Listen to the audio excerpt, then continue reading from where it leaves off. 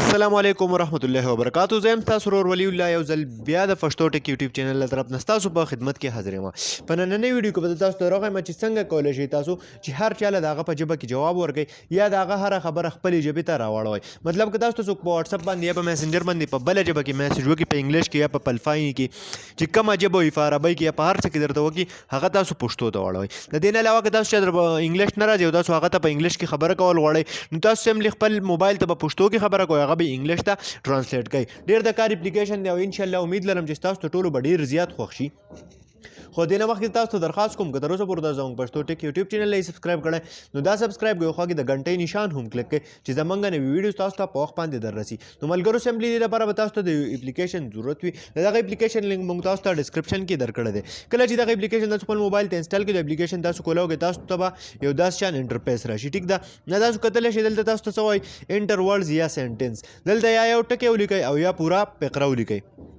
نو زه به دلته څه ولیکم، مثال په طور زه به یو فقره ولیکم. صحیح ده، دا ما ولیکو دلته. اوس په دې سر باندې زه کلیک وکړم. دا وګورئ تاسو دلته یې ماله راوړو، دا خبره یې ماله په پښتو کې څه کړه، ما ته یې ټرانسلیټ کړه. دغه شانتې اوس تاسو د پښتو خبره انګلیش ته اړوئ، دا خبره به زه راولم. صحیح ده، دا به دې ځای نه کاپي کړم. ټیک ده، دلته به یې پیسټ کړم. دا تاسو کتلی شئ په دې کې دا ما پیسټ کړه. اوس ګورئ دلته کې دا چې زه کله به دې کې پیسټ کړم، نو دا به ما د اوس څه وکړي، دا به ما ته د پښتو دا خبره انګلیش ته واړوي. دغه شانتې تاسو کولی شئ. د دې نه علاوه دې کې د وینا آپشن هم شته، مطلب دا به تاسو ته وایي هم. اوس دې کې د دنیا چې کومه ژبه ده هغه ژبې پکې شته. دا وګورئ تاسو ډېرې شی ژبې دي پکې، کومه ژبه چې ده چې اوس تاسو هرې ژبې ته دا ټرانسلیټ کول غواړئ، هغې ته یې ښه په اسانه طریقې سره ټرانسلیټ کولی شئ.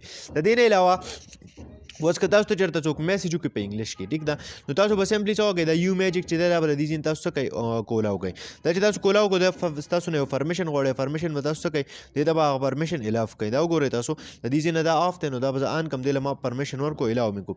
اوس به زه څه وکړم، اوس دلته کې کتلی شئ تاسو زه یو میسج ګورم چې هغه ما ته په انګلیش کې راغلی یا بل څه وي، مطلب هر ځای نه به تاسو هر څه پې څه کولی شئ، کنورټ کولی شئ.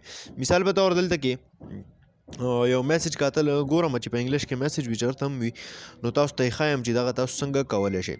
سمپلي څه به وکئ، دا کومه نښه چې ده دا به راولئ تاسو دلته او په هغه ځي باندې به یې کېدئ. دا وګورئ تاسو په هغې چې تاسو دا کله کېښودو، نو دا به تاسو څه وکئ، لینګویج به وله سلیکټ کړئ د دې ځای نه، مطلب انګلیش اردو ته. نو دا څه شی شو، اردو دی، دا به زه انګلیش کړم. صحیح ده، د دې ځای نه اردو ټو انګلیش، دا د دې ځای نه سمپلي تاسو څه کوئ، انګلیش ته کوئ. اوس چې دا تاسو کله انګلیش ته کو، نو دلته به دغه ټکی څه شي، انګلیش ته به کنورټ شي. د دې نه علاوه کیمره ده، مطلب که تاسو سره چېرته تصویر وي، د هغې نه تاسو سمپلي څه وکئ، څه سبق وي، څه ټاپک وي، بل څه وي، هغې نه تاسو یو ټکی دی هغه ته ټرانسلیټ کول غواړئ بلې ژبې ته، نو سمپلي به دغه کیمرې ته تصویر والئ او دغه شانتې په دې بله طریقه یې څه کوئ، ټرانسلیټ کړئ د یوې ژبې نه بلې ژبې ته.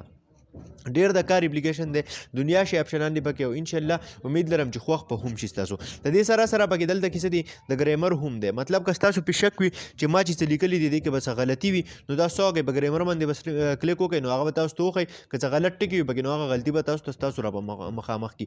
د دې نه علاوه دلته کې چې دا کوم مایک دی د دې څه استعمال دی، که تاسو اوس لیکلی نه شئ، صرف په وینا ویلو کې درځي یو خبره، خو په لیکلو کې درته مسئله وي، نو تاسو څه وکئ، هغه سمپلي راشئ او په دې ځای کې په دې مایک باندې کلیک وکړئ. نو تاسو به څه وکئ، کله چې تاسو په دې مایک باندې کلیک وکئ او بیا ورته ووایئ، نو دا به یې په خپله څه کړي، ستاسو خبره به دا په خپله ولیکي. نو ډېر د کار اپلیکیشن دی، امید لرم چې خوښ شوی به هم وي ستاسو ټولو. که خوښ شوی نو لایک یې کړئ، چینل سبسکرایبول مه هېروئ، د ملګرو سره یې شیر کړئ. د راتلونکي ویډیو پورې د خدای په امان.